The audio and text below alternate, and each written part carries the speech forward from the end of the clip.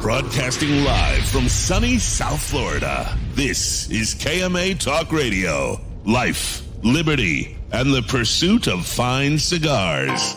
Your KMA crew, the Italian Scallion, Paul DeGracco, Alex Tavella, a.k.a. The Goat, and always telling it like it is, Honest Abe. I like to smoke them like the Winston Churchill, like John Kennedy, yeah. Remember Coach Red Auerbach, smoked up for victory, yeah. Well, you can take my wife, you can take my car, but you can't take my big cigar. My cigar. Good morning to all our loyal listeners, libertarians, and lovers of the leaf. I am your host, Honest Abe, and as always, we are joining you from sunny South Florida with my trusty cohorts, the Italian Scallion. No, sorry. Sitting in for the Italian Scallion is none other than one of KMA's dearest contributors, our man, William Cooper. Morning. How's it going? Very good, very good, very good. Almost forgot we had a sit-in today. He's I guess he's coming back from vacationing or wherever he's been doing. Does anybody really care? No. And as always, the man behind the mechanisms, our man known as the GOAT, Alex Tabella. And there he is. I just want to say, green screen up? I did put it up. Yeah. Oh, okay. This is a very special in memoriam green screen. Yes. Too. Actually, yes. I got a couple public service announcements. Can I get these out of the way real quick?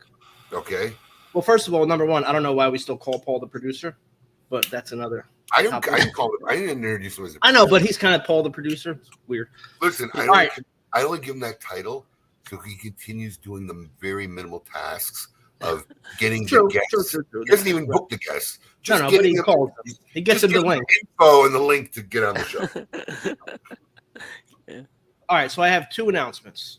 Number one, a moment of silence and a RIP, rest in peace, to Jim Steaks, which literally burnt down in the middle of South Street yesterday. Really? Yes. So Jim Steaks is pretty much gone. They don't even know if the building is going to stay up, let alone the steak shop. Why? You don't think the steak shop will just reopen? They don't know if they can save the building. Yeah. They don't even know construction. They'll move to another location. I'm sure there was a good insurance. Unless it was an insurance maybe. Fire, yeah. I mean, even if it wasn't, maybe time, Jim's been around, I don't know, 50, 60, 80, 100 years. But also, I want to recognize our man Garrett Robinson from HBTC. And he was open about it, so I don't feel uncomfortable being open about it. Celebrated 27 years of sobriety yesterday, and I think that deserves recognition. Absolutely. Well done, Garrett. Yep, absolutely. 27 years. When did you start drinking? When he was 6? Garrett's older than he looks, man. I was going to say. I think Garrett's like my age. Yeah, Garrett's older than he looks, man. Oh, yeah. But well done, Garrett. Well done. Yeah. So, with that out of the way. I thought you were going to throw a little Paulie memoriam in there. Who? Paul Sorvino. Paul Sorvino, yeah. But you're kind of late, Tara. You didn't know Paul. Well, you were in Jordan. You didn't know Paulie Walnuts died until 3 weeks after he came back. Hey, I tell you what, though. How about the billionaire, overnight billionaire in Des Plaines, Illinois? Listen, that's right where I grew up. Wow. Potentially could be somebody I know. I know. I was a little. Did you get tickets? I made Brandy go during the broadcast. I know you did. I didn't know if you got it in time. Yeah, I was hoping you won. I'm sure I could have squeezed a little something out of you if you hit for $1 billion. The cash payout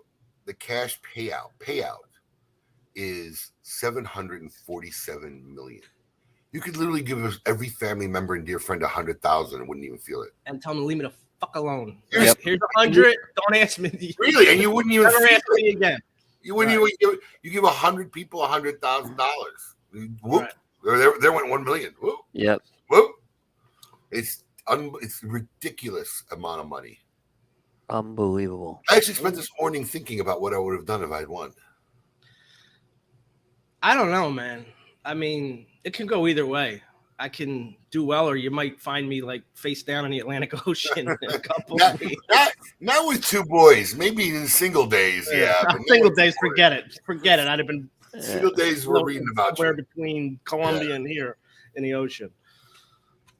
No one would buy smoking if they won. Who the fuck would want that headache if you had 700? Because they don't understand, Abe. They don't understand. No one would buy. They don't understand. I was debating whether in my head, like, would I give my staff a cash payout, or I would just like to take the top people and just give them the shop. And I'm like, why the fuck would they want the shop? If you gave me an option, I'm taking the cash pay. I'm definitely taking the cash. The shop. Why would I want to work? Right. Well, listen. Even though I was giving money, I don't think I'm giving money to anybody that's going to retire the rest of their lives. Right. But it's something that you don't have to worry. Hopefully, but I'm just saying, why would the fucking they want the shop? Fuck that. I said, we give it away and sell it and then dump it up. Yes, $747 million is crazy. because you only get the 1.2 billion payout if you take it in a 29-year annuity. Yeah, no way. There might not be 1.2 You may be billion right. dollars. I take the money and run. Absolutely. Yep. Seriously, I mean, you could take 750 million and you can make it 1.3 in 15 years. With all due respect, at 750 million, I don't really need to make it 1.2.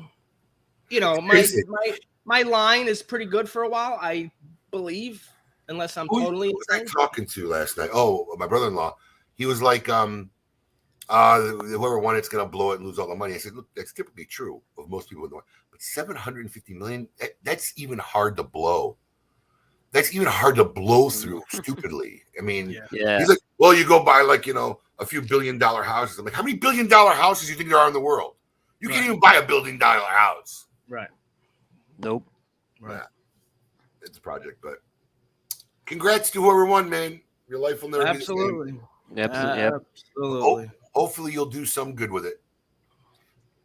So while we were kind of touching on the cheesesteak thing, I want to get your opinion on something, Abe.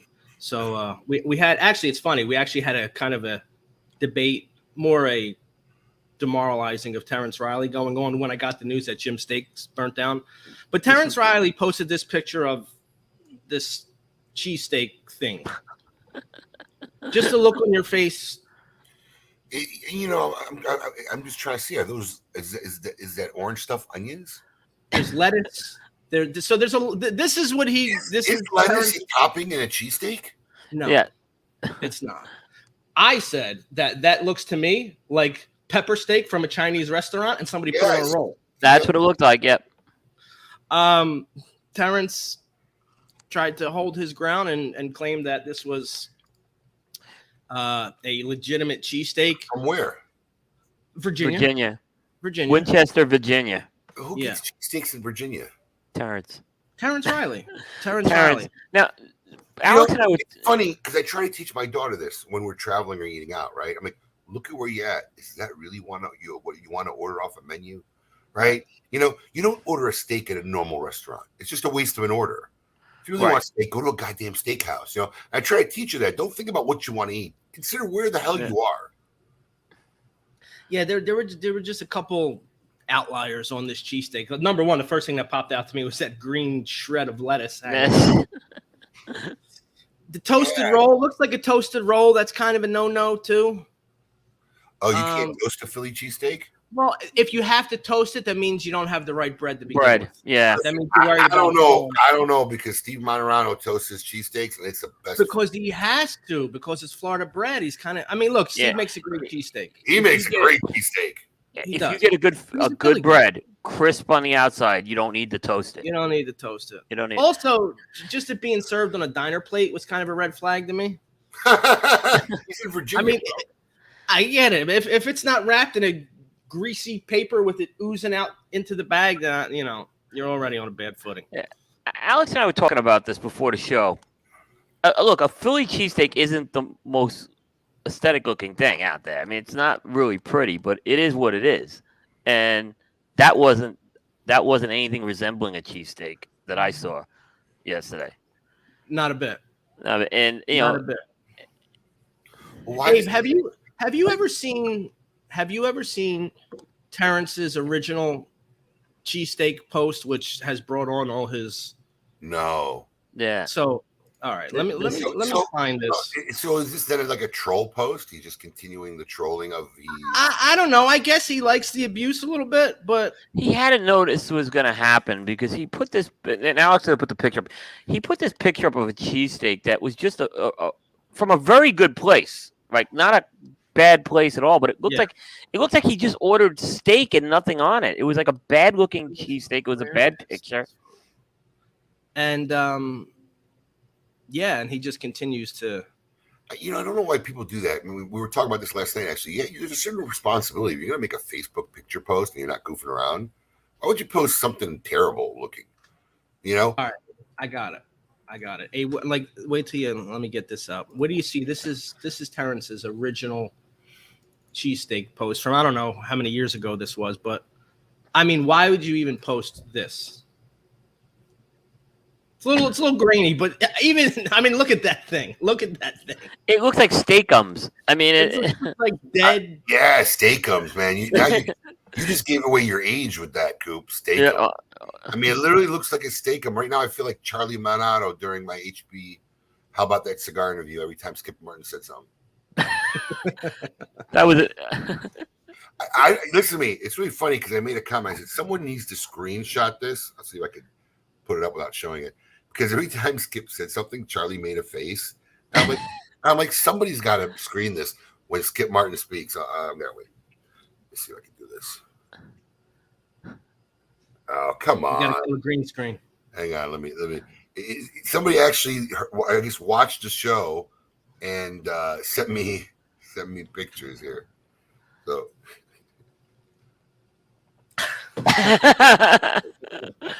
Someone needs to turn this into a meme. Oof. And this was literally what he was doing when Skip would say something. Charlie would be like, it's like, fuck, Jesus Christ.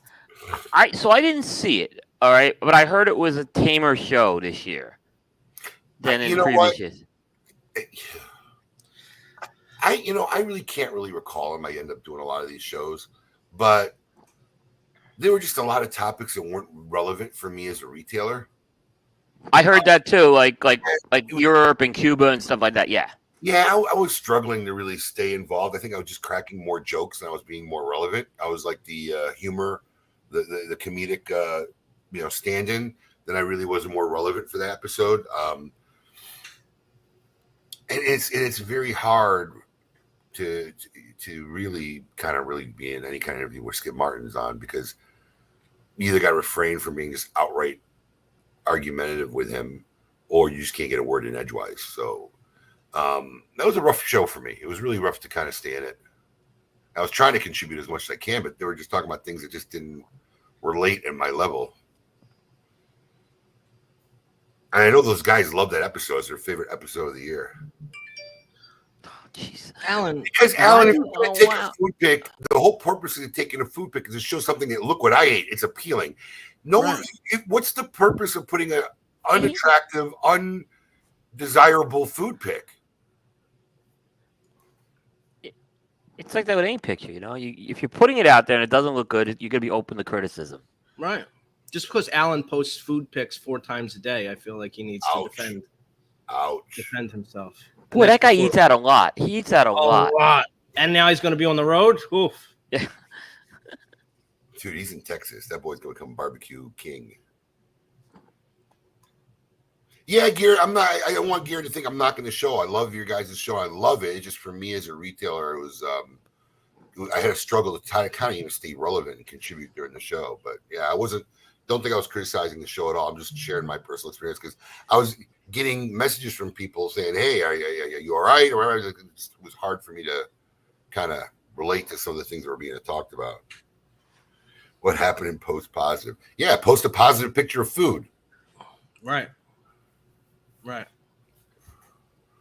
Anyways, end of summer is drawing, at least for the kids. What a short summer for kids. Kids go back to school like in a week. This is the worst 2 weeks of summer, though. As far as getting ready for school? No, but it's a stupid thing. Everybody's camp ended, and now there's 2 weeks of limbo for these kids. Your son, my son have been literally, what you do during summer break? I hung out in the cigar shop because everybody had to go to work. And there was 2 weeks between camp and going back to school. Yeah, they were playing chess the other day here. Yeah. Yesterday. We didn't go back to school in New York till after Labor Day. Right. See you in September, right? See you in September. Yeah. I know when we always got 3 solid months: June, July, August, and you came back after Labor Day, which was the beginning of September. We would end right around Father's Day or a few days after Father's Day. And then we go June. Right. Yeah. And I know parts of Georgia are already back in school. Yeah, it's crazy. So, it's crazy. Yeah, I don't know when around here. It's it's 2 weeks. They all go back. And then here's the thing: when you watch the morning news, they'll show those school buses leaving the lot. That's the big news. They'll show, yeah, they show school buses. I don't know what the purpose of it is, showing the school buses leaving. But that's listen, I know I was that parent, but all the my kid's first day of school Facebook posts. It's Well, we've been careful about that because we did have an issue with my oldest daughter. So we've always kept those pictures off for a reason. We're just careful on that. Yeah. We save those private if you're going to take those pictures. Yeah. Anyways, there's nothing else exciting going on. We can't make fun of anybody this morning. I'm a little like Paul? I mean, making fun of him when he's not here to whine and defend himself is not the same. We'll be able to make fun of him later. I want to know why he scheduled his trip, like his flight back from New York on a Saturday morning. Changed strategically. We don't probably. know. Probably. We'll be able to make fun of Paul later, though, during Tail of the Tape. Oh, okay. We have his pick. Yes, we have his pick is in. Okay, see, so Alan, I'm going to try to help cross my point. I don't think telling somebody you take terrible pictures is really like criticizing. It's more like informing friends, right? If I don't criticize my children and tell them when they're being stupid, what stops them from being stupid as an adult? So, yes, informing your friends, like, hey, that's a terrible picture of you. Don't use it. That's an awful food pic. That's what you're supposed to do. I'm just going to take it a step further. This is only for me personally. I do not represent the views of KMA Talk Radio. Or smoking sometimes. Or smoking. But if I'm not criticizing and breaking your balls and I just say nothing, I probably don't like you. Yeah. I mean, closer to the truth. But I mean, and it's not like we're criticizing a stranger. We're criticizing one of our dear friends. That's right. called I'm not criticizing. If I'm just I probably don't like you, and so I say nothing. So you should take it as a compliment, Alan, that I sometimes torture you. If anybody should understand that concept, it's Alan, the fake Alan Rubin. God knows I've busted his balls perpetually enough over the last 8 years, maybe even longer. Anyways, we have a first-time guest. I love when we have first-time guests. It's such an exciting show for me because I really don't know any of the answers. So it's time for that moment of the show. Let's meet our maker. I want all of you to get up out of your chairs. I want you to get up right now and go to the window, open it, and stick your head out and yell. It's time to meet your maker.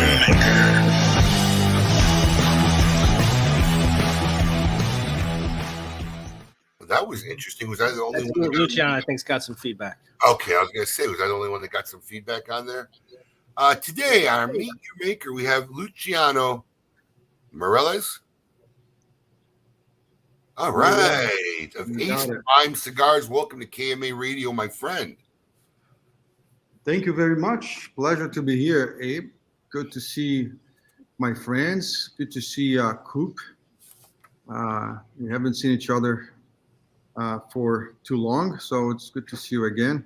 Absolutely. We had a great time in Vegas. About this morning, I'm in Esteli right now. It's 8:23 here in Esteli. I woke up at 5 a.m. today, went to the pre-industria to give some instructions there. They came back at 6:30, then got an emergency, have to leave real quick, and I made it on time. And if I knew you guys were going to talk about Terrence Reality's pictures, I'll probably take a little longer. So, Luciano, for our guests who may be unfamiliar with you and your brand, just give us a little background history on you and how you found your way into the cigar business. Wow. How much time we have? 2 hours. I'll go with the short version. So I've always lived a very, very crazy life. I went to college at a very young age, 16 to 17 years old. And I was studying abroad and, spent 2 years in college, then went to university, graduated really early, left university. This was Chicago, Illinois. Went to the University of Chicago, left in 1997. Got married. We were in Chicago at the same time. I left Chicago in 1998. We were literally how many years were you in Chicago? I was in Chicago, total almost 15 years. Oh, wow. Yeah. So, we were both in Chicago for 15 years. You left the year before me. I left for Florida in 1998. That's right. So, but most of that time, I actually went to Long Grove. After I graduated, I moved to Long Grove, bought a property there. Family was there. But I got married really early. I was only 21 and my wife was 19. We had our Holy first cow. kid. We had a first kid. I was 24. 2 years later, my first daughter, Deborah. And what is crazy is I jumped right into the financial world in 1997, and went to work for Mutual of New York. Then I was acquired by AXA, created my first investment fund, got an opportunity to move to Brazil, spent some time in Brazil, then created some successful investment funds, the first green fund in Latin America. And the connection with Cigars came because of most of my clients in my portfolio. They're blue chip companies. Like I have Nestle, Bridgestone, FIFA. It had different clienteles. And one of my most important clients was the government of Dominican Republic. So I worked for the industry, not exactly making cigars, but for almost 4 years. And in Dominican, I met Ernesto Perez Carrillo, who became a mentor to me, a friend, who embraced me one of the most difficult times of my life. Making the story a little shorter, there's a lot of details, but there was a big trauma in my family. My daughter was I'm just jumping now to 2007, right? So my daughter was only 14 years old, and she went through a big trauma. And I realized I was making a lot of money and losing my family, and just decided to shift and change my entire life. Parallel to this story, I've always dealt with a health condition, which is, by the way, is pretty bad today. It's called synesthesia. My senses are a little mixed up, so vision, my audition, and smell, my olfact. It's all it's kind of confusing. You know, sometimes I get a lot of people calling me right now. Sometimes I get a lot of headaches, a lot of stomach problems, concentration issues, and I had to learn how to kind of cope with this situation. And for me to cope with the situation was actually focusing in one of my senses. And I realized that I have, some kind of, again, from all this, 99% of bad stuff. Then the 1% of good stuff is that you have the memory for flavors. I have the perfect pitch. I can memorize even the frequency of people's voice. I can imitate them, but I know exactly what key you're speaking or you're singing, and which can be annoying. Like, if I learn a song in a certain key, my daughter is singing in a different key, so I basically have to leave the room, otherwise I'll go crazy. And I found ways to cope with. But why I'm telling this story is because it connects a lot with my lifestyle change. So I really decided to change my lifestyle completely. Simplify, a bit close to my kids. And that's when Ernesto introduced me to Pichardo back in 2008. He had recently sold his company. He was creating La Tabacalera Alianza. I would just come to Dominican just to hang out with him because he was such a good counselor, such a good guy, And he was the one who definitely led me to the cigar business. Then, with Pichardo, we started this almost like a non-profit operation here in Esteli. We had only 2 tables, like everybody else. We started really small. About 4 or 5 years later, that's when we started getting bigger contracts. We became known as good constructors of cigars here, making cigars for several large companies and corporations. Then, only 10 years later, this was now 2018, it's when we launched our own brands. So we've been making cigars for other people for a long time. We were never really planning to launch our own brands. This was something that, came from Pichardo, came from Tiago, my other partners. And we are happy, we've been growing a lot. We are we have this strategic alliance with Crown Heads. They're doing an amazing job distributing our products. Some of our products have grown tremendously. I think we are a little over 1,000 accounts, or maybe more now after the trade show. So, we are doing what I love, and this became a passion. At a certain point, we decided to make this a for-profit, to really make this sustainable. At the beginning, it was about making cigars and the profits going back into the villages in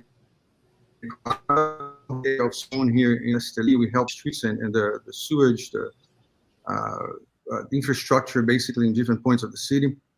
And then, we got a little stuck for a while. Like, what can we do? And we decided to just take the step up and really turn this business a profitable business, so we could hire more people, employ more people here. People is what it really matters to us. So we are very, very much focused on creating better lives for people, and the consequence is good cigars. And that noise you hear in the background is my dog, Cabotito. He's playing with his bone, and he's trying to call my attention. That's a big bone.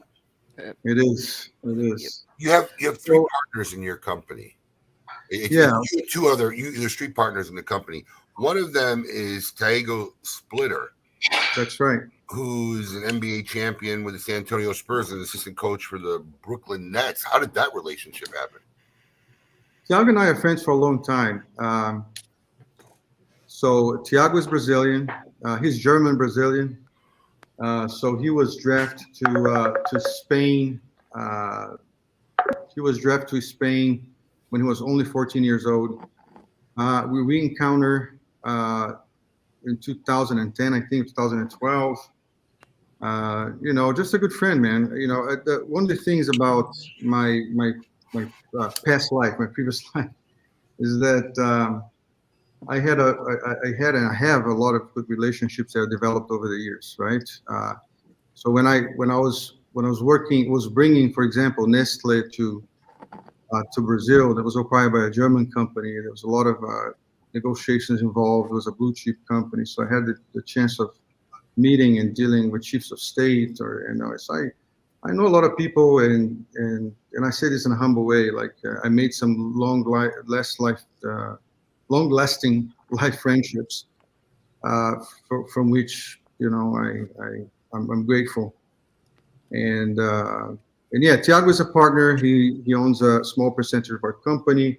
He's the one who incentivized me to really launch the brands.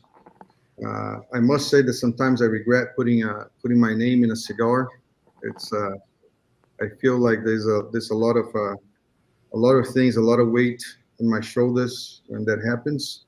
You have to promote, you have to make events, but again, tobacco is my passion, right? It became who I am, became my life, and it was a healing. So making the story, just giving a closure to the story. The bottom line is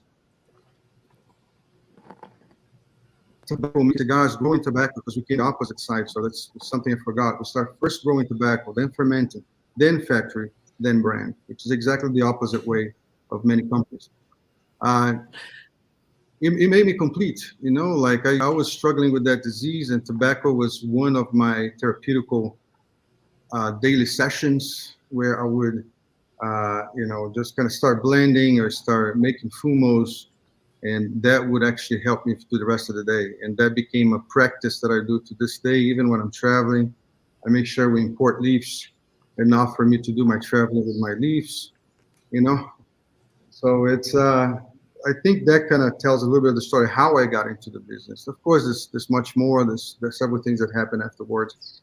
But I'm grateful for where we are, what we achieved. Grateful for my life, for my family. Going through some tough times right now. Most of you know, my mom died when I was young, so my grandmother raised me as her kid. And I grew up with my uncle, with only a few years different than me as a brother. Now she's in a hospital bed. We got some bad news last night, and we're just dealing with that right now. So, and it's a very busy season for us here. So it's been kind of weird season for me. But I celebrate life. I celebrate my friendships and what we are doing this morning. I love these conversations. I love what we are.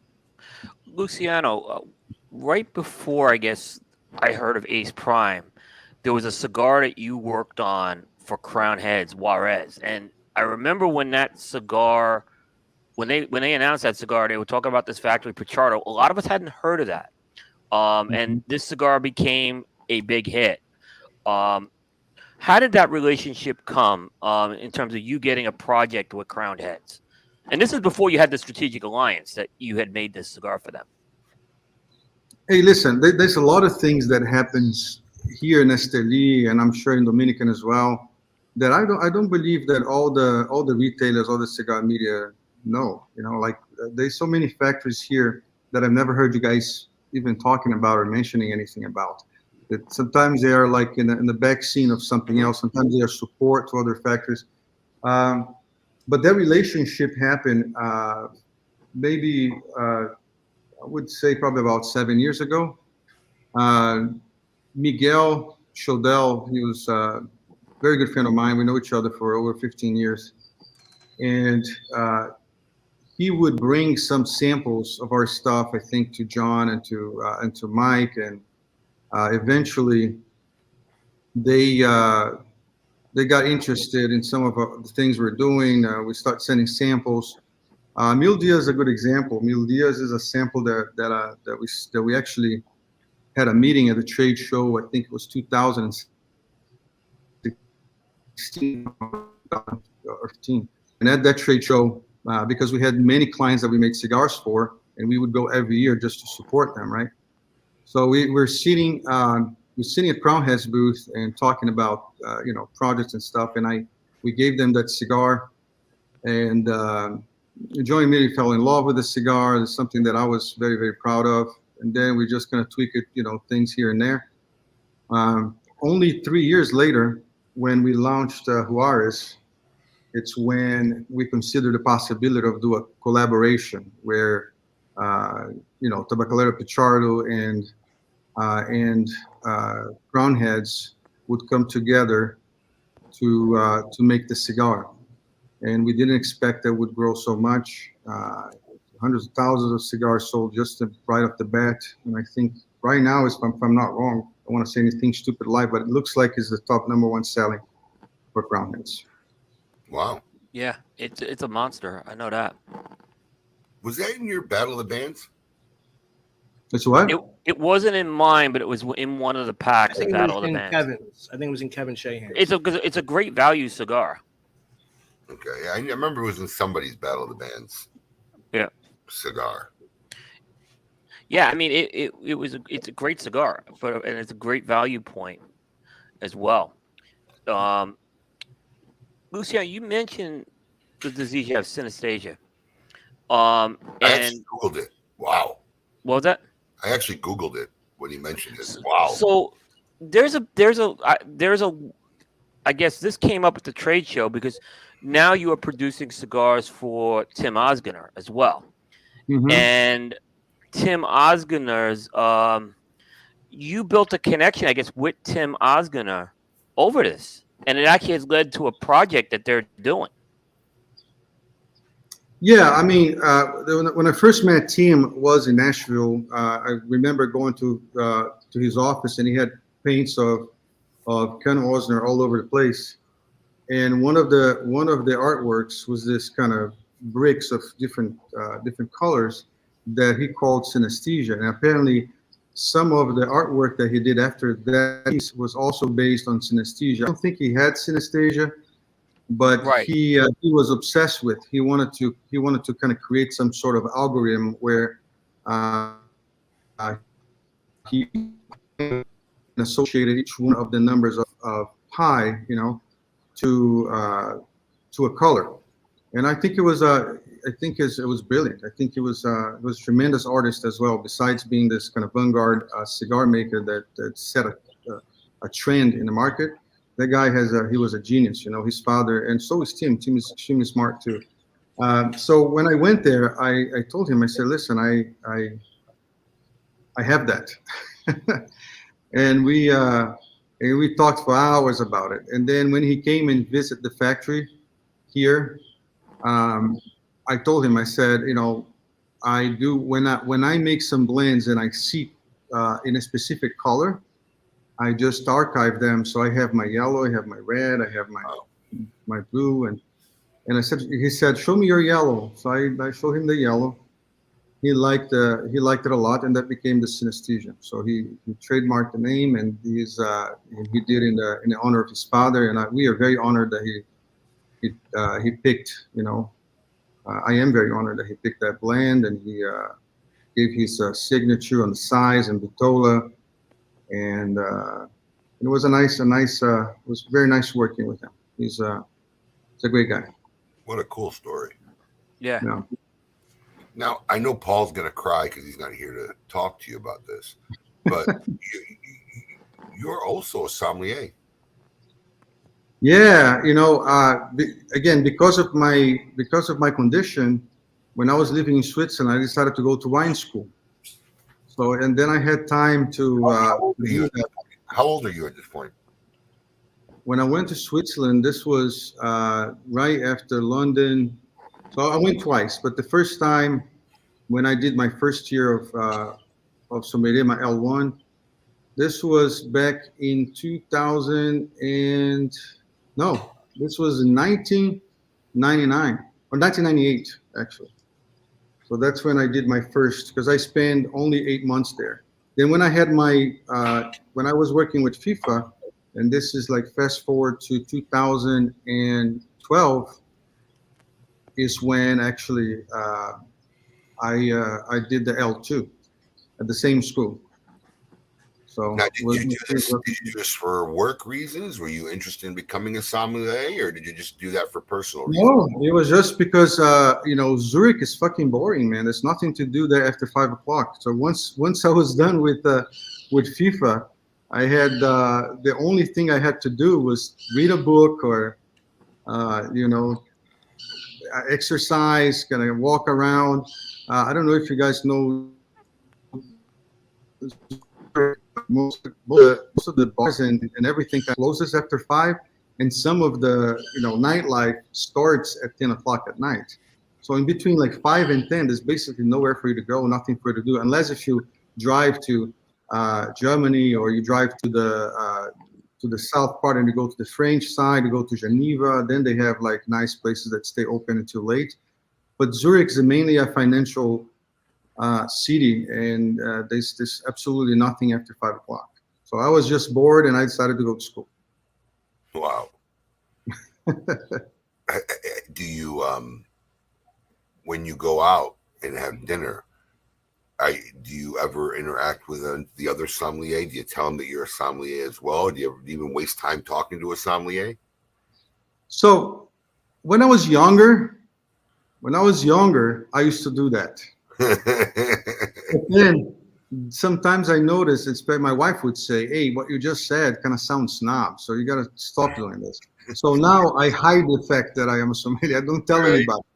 I go to the restaurant and I try to enjoy, the advice. And I'll tell you this, I think most of these guys that do the L1 sommelier, which they do for restaurants and stuff, I think they're better than L2s and L3s sometimes, because they not only know how to recommend a wine, because that's basically what you learn when you are L1, but they also are dealing with this on a daily basis. So every day they're trying new things, they're experiencing new wines. That's why I actually really think that whoever, like restaurants that have a good wine list, a good cellar, and they have sommeliers, I think usually the sommeliers are pretty good, because they deal with people in a day-to-day basis. And not only they have the database of what they learn, but also the feedback that they get.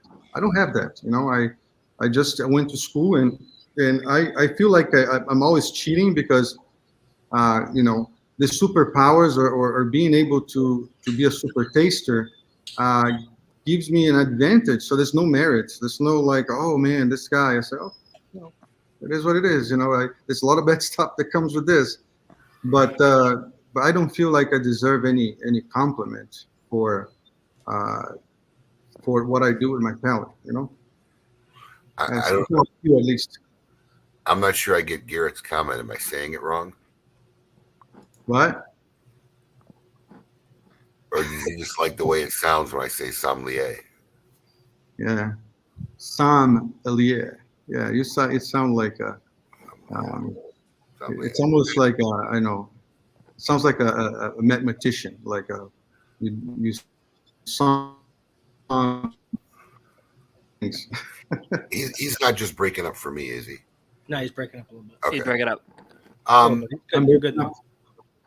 Yeah, it goes Am I once back? in a while. It goes in and out. You're good. You're good. so Good. Okay. am I not mistaken? But you actually had some of your own wine at the trade show this year. I did. So I have a good friend of mine when I was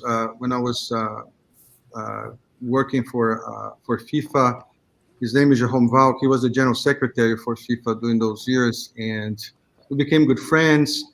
After he retired, he bought this winery, an old winery in Spain, in Priorat, and he was very passionate about it. He knew I liked wine, so when I went to visit a few times, and the last time I was there, not the last time, but 2 years ago when I was there, he showed me, the amazing work he was doing. The wines were really, really special. We were smoking a cigar together and looking at the vineyards, and we came up with this idea. I became a partner. Also, I started blending cigars to some of the wines, just because I think it's a huge challenge to do it. So then that I consider a real challenge. I think a lot of people like to say they pair, wine and cigars. I think it's almost impossible, but it's not impossible. So we decided to go for the impossible, and I think we got two good results out of that try and error process. Now, will this be a wine that'll be for sale, or is it just a personal use wine? No, it's a wine that's already well distributed in Europe. Oh, The wine that's called the Dreamer, which is the name of the cigar. It's another wine that we made we made a cigar. I mean, we made the wine to pair with the cigar. The Dreamer just got a 93 points with Wine Enthusiast and 92 with the Canter. And it's well distributed in Europe by Movenpick, and we just brought into Florida now, Abe, if you're ever interested. It's Park Street from Florida is who distributes for us. They are the importers, and they distribute our wines.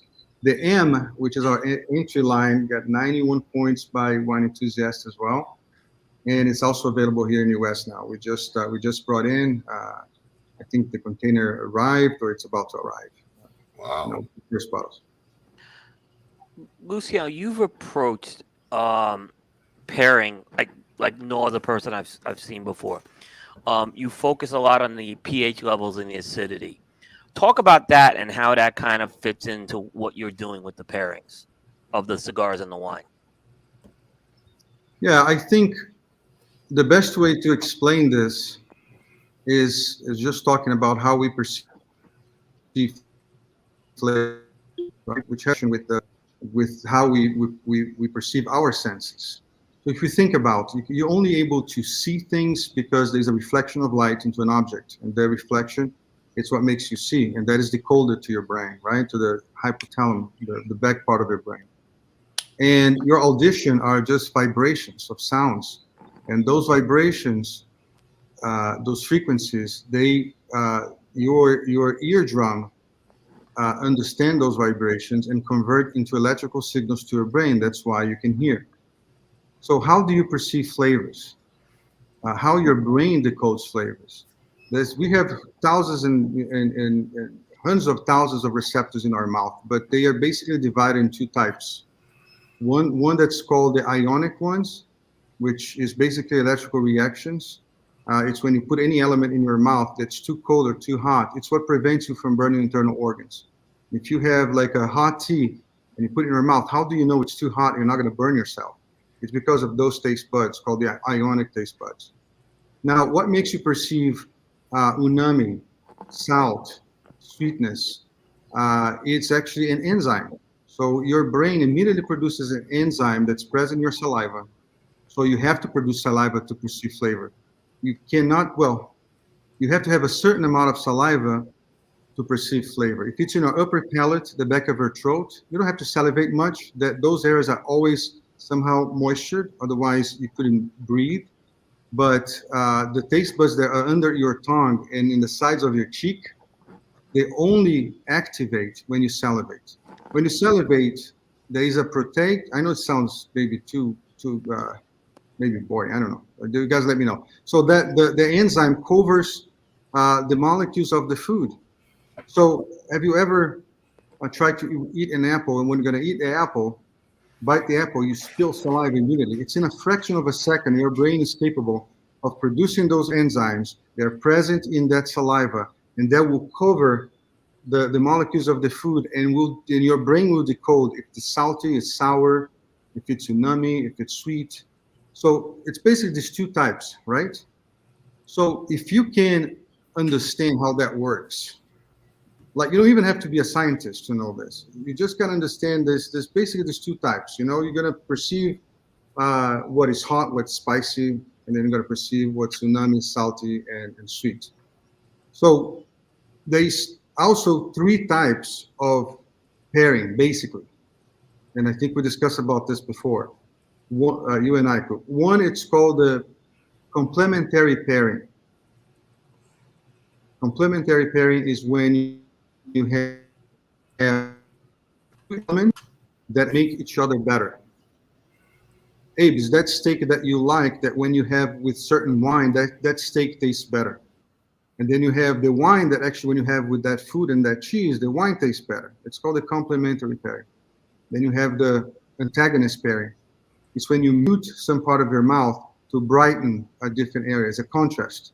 So any bourbon, any whiskey, anything that your lips touch that has more than 4% alcohol, you are immediately numbing your lips and numbing the tip of your tongue, and basically you're muting all these sensors. Now the upper palate, the back of your throat, and the side of your cheeks are brighter. Does that make sense? It's an antagonism that you create. I get it. I just never realized it was, everything going on there. And then there is the ultra pairing, which translates into synergy. It's when one element wouldn't exist if it was for two elements. It's two molecules of hydrogen and the opposite. One molecule of hydrogen, two molecules of oxygen, it's what makes water. So without these two separate elements, there's no water. So there's some elements in pairing, some flavors that are only possible because of the combination of two. So now, how does that work? How can I make you salivate, open the taste buds, then you can perceive the flavor of the tobacco? By creating sometimes a reaction of, for example, the super amount of magnesium and iodine that we have in the soil of Esteli, with maybe some sodium chloride and sulfur that's present in the soil of Ometepe. So if I put these two together, inevitably you salivate. Therefore, you're going to perceive flavor better. So those are things that many people just achieve by try and error, right? And it's no different with us. It is always try and error. But I always was fascinated with trying to understand the why. So why? Why when I put these two tobaccos together, I salivate? Why when I just put this one, I doesn't? Why would I put these three tobaccos, I can only perceive a certain range of frequencies and flavors, and when I put this other tobacco, it opens up everything. Then we start discovering that binders are extremely important in how you construct a cigar. You understand that wrappers, sometimes they have to be more like muters than givers. There's many things that you learn in that process when you dig these things. And I have this problem, man. For me, knowledge is very important. My grandpa used to say, "Don't ever go to bed until you learn something a day. One lesson a day, something that you don't know." And I'm fascinated with that for sure. That was probably some of the most intriguing conversation. Our fans are really loving this insight you got going on here. Though Brian Lewis in your state, everything is awesome conversation at this point. Let's be real. Interesting stuff with Luciano from Ace Prime. Where did the name Ace Prime come from? I'll tell you what come from. Okay, you one thing you learn about me, Abe, I don't bullshit. I think you and I are the same, made the same plot. So I'll tell you how it came from, and I'll tell you what's the story that we tell. It came from the fact that we associate we had a cigar lounge out of Waukegan, Illinois called A Cuban Experience, and ACE was the acronym of A Cuban Experience. So when we went to the trade show in 2018, we basically went with this guys because we thought that we could maybe create some sort of a long-term relationship and help, and we just kind of liked the name, and we thought about having that cigar lounge as sort of a showcase of what we wanted to do, and also curate cigars in there, and that's why ACE. That's where ACE comes from. But when we realized that that was not going to work, we created ACE Prime. So ACE, of course, is not just the first card of a deck, but it means actually the best, the better, the top, and Prime referring to the primes, to the primes of a leaf, which also means first. It comes from Latin word. It's like the prime is actually what you chose of the better out of something.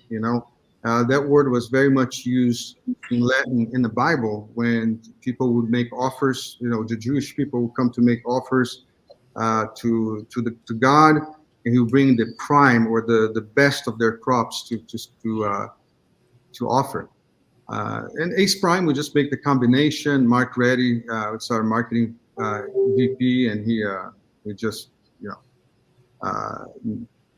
created the whole name, and I think people liked it. I liked it. Well, there you have it. We're going to have more with Luciano Meirelles in hour 2 of KMA Talk Radio. Our friend William Cooper sitting in for Paul DeGracco this week. We're going to have Name That Jam. Are you into American music, Luciano? I love American music. I sometimes I don't know the names of the songs, but if you just sing a little bit, I memorize almost everything when it comes to music. All right, good. We have a segment sponsored by Alba Cigars called Name That Jam. We're going to test your musical acumen. And we got, of course, the news every week with our good buddy, The Scoop with Coop. Taylor Tape season, does it start today without Paul? Season 5 starts today without Paul. We have good. The pick. Season 5, Taylor Tape starts today. The greatest movie villains of all time. Stick around because I have a feeling I'm going to take a big beating this week. With my number 10 pick, but I'm going to stand by it. And more after this, so don't go anywhere. Keep it lit. Surgeon General warning. Cigar smoking can cause cancers of the mouth and throat, even if you do not inhale. Celebrating 85 years of success, the Monte Cristo 1935 Anniversary Nicaragua is a tribute to the outstanding accomplishments the brand has achieved since their inception, receiving multiple awards such as the number 2 Cigar of the Year in 2021 for Cigar Aficionado, 2021's Best Cigar for Cigar Snob magazine, and 3 more prestigious awards. The Monte Cristo 1935 Anniversary Nicaragua comes from the creative minds of Rafael Nadal, AJ Fernandez, and the Grupo de Maestros. This full-body Nicaraguan Puro pays homage to the original tobaccos that were used in the very first Monte Cristo cigar that was ever produced. Flavor notes you'll detect while smoking this gem are pepper, cedar, and chocolate, which pairs perfectly with a cappuccino. No matter what 4 sizes you pick, this classic smoke will send you on a trip down memory lane and all the way back to 1935.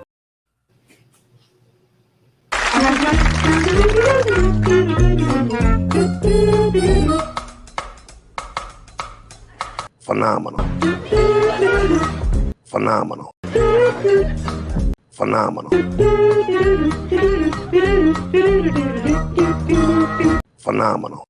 Good evening, everybody. Honest Abe here from Smoking Headquarters in Boynton Beach, Florida. Kudos to you, Steve, for making one hell of a stick. Well, they actually don't know that the stick's any good yet.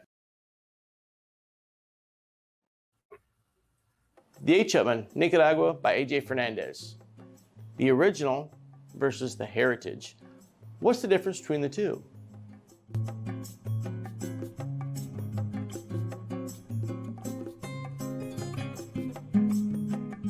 The H. Upman, Nicaragua, AJ Fernandez heritage.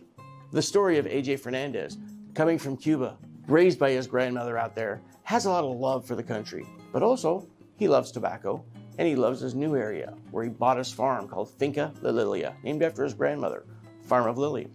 So he's got the love of tobacco, he's got the love of Cuba, and he's got the love of Nicaragua. Let's put them all together.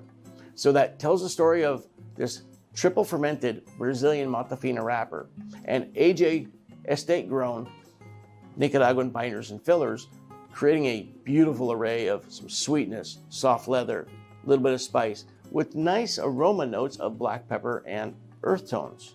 We hope you'll go out and enjoy this one, that it really tells the story of AJ, his love of Cuba, Nicaragua, and H. Upman. So please go out and try one. I think you'll thoroughly enjoy it. H. Upman, Nicaragua, AJ Fernandez, Heritage.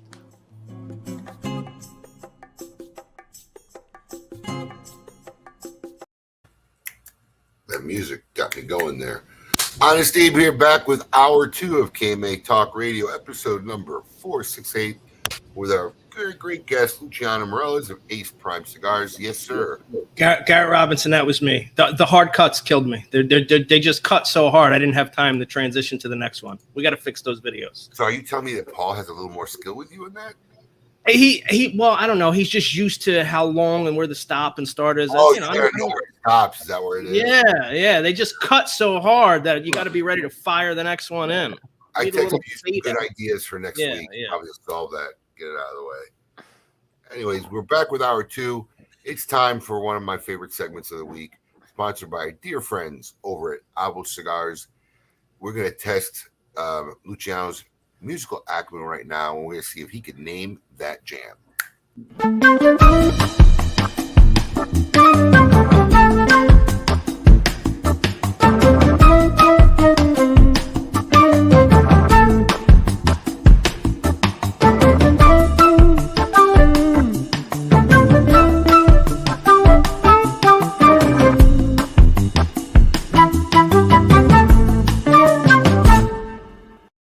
All right, Luciano, this is a really simple thing. We're going to play you about 3-second snippet of a very popular song, and we're going to see if you can actually name that jam. So are you ready? That's right. Here she comes.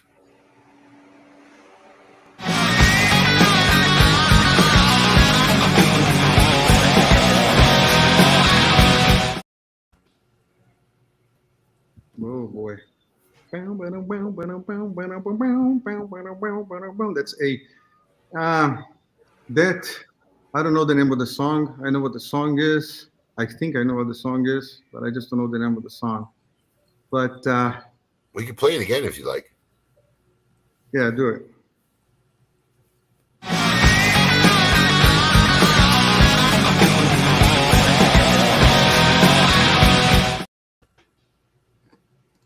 Man, it does sound like Metallica, but I don't know the name of the song.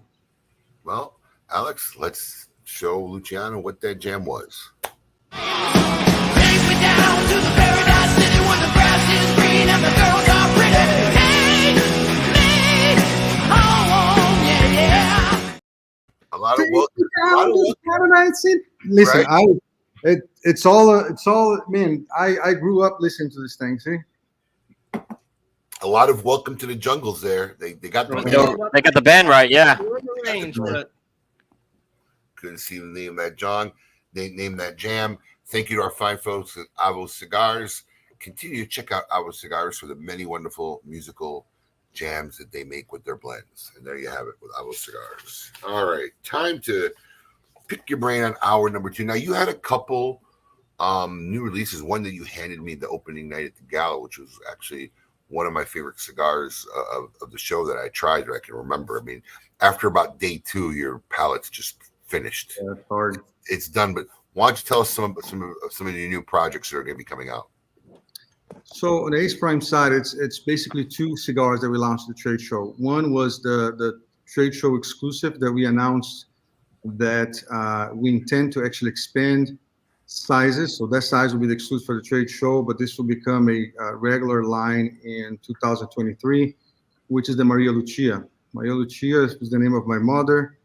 I don't know if the story is long, but I decided to make a cigar that actually will reflect her personality, would actually tell the story of her personality.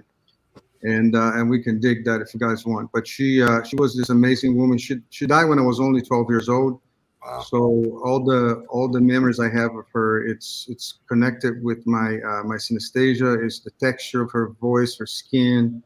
It's how she responded to people, and of course the stories, interviews I did on about her as well. But she was the kind of woman that would basically get anything she wanted. She was very good at dealing with different people from different parts of society. Like she would have like intelligent conversations with the maid and with the mayor. You know what I'm saying? Like she had this kind of ability to talk to everybody, and just kind of hear her stories. And I thought about creating something, which is definitely one of the most difficult projects that I ever got involved in, because it brought so many different memories, so many different things that happened in my life. And so I did with the intention to definitely make something special. So that was the Maria Lucia, the one I gave to you, Abe.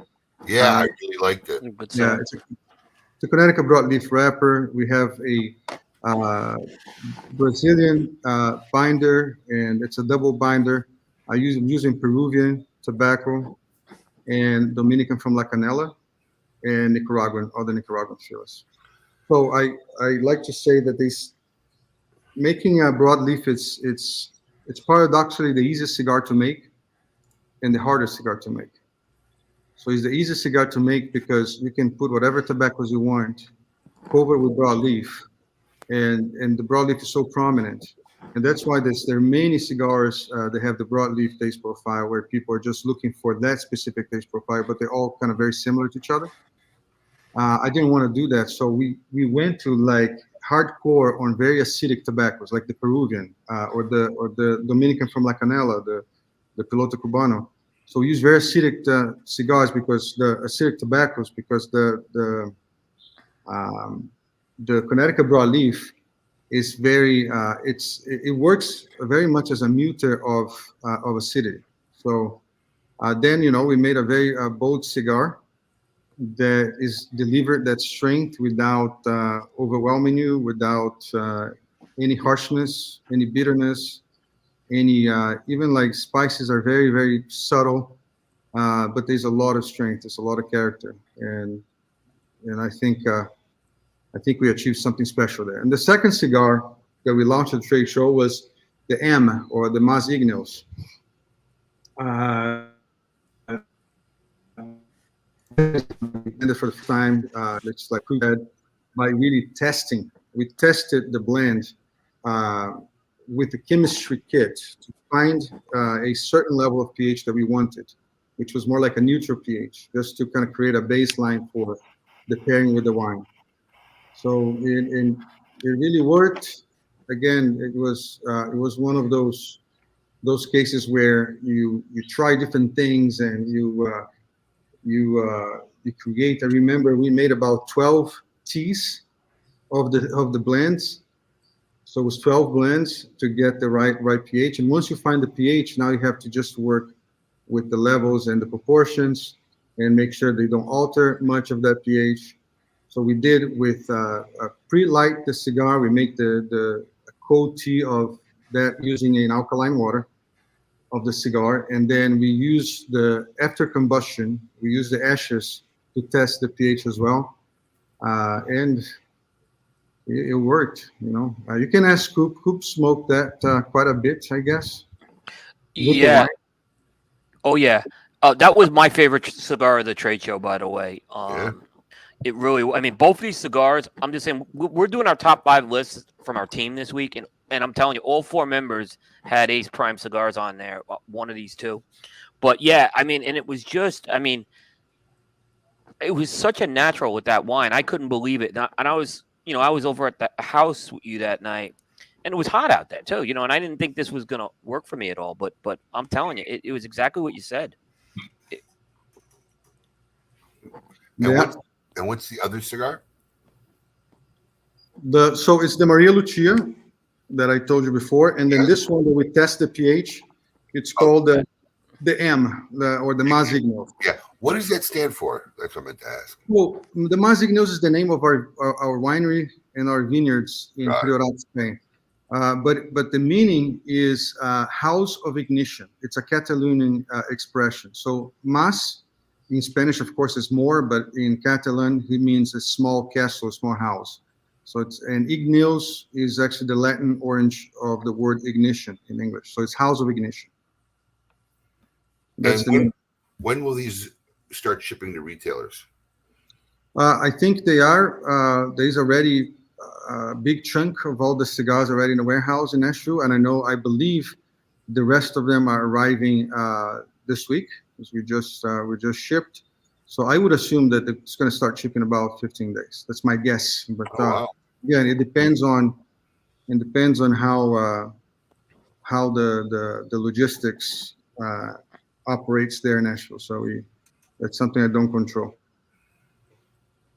Do you ever find that frustrating when you don't control the logistics of that aspect of your business? Because I imagine, there's a lot of people in your position who don't handle the distribution of their own product. People don't even realize it, but Fuente doesn't distribute their own product. Do you ever find yourself caught up in frustrating and not having that control of that aspect of your business?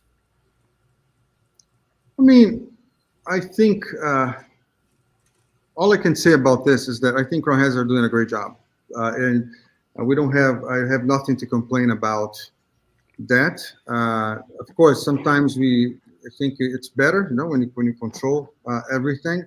But usually, when we ship a product to the warehouse, usually it's immediately, it sits maybe for a week or two just to accommodate, the cigar after the trip. But usually, it ships right away to the retailers, and they're pretty good at it. This was your third trade show.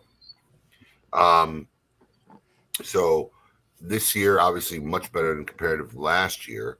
And then you have the year before it was canceled, I guess. Was that your first one? No, our first one was 2018. I think this is our fourth one, if I'm not wrong. Oh, okay. But we've been to many trade shows before. Being attending trade shows for almost 12 years, but always going, invited by some of our clients.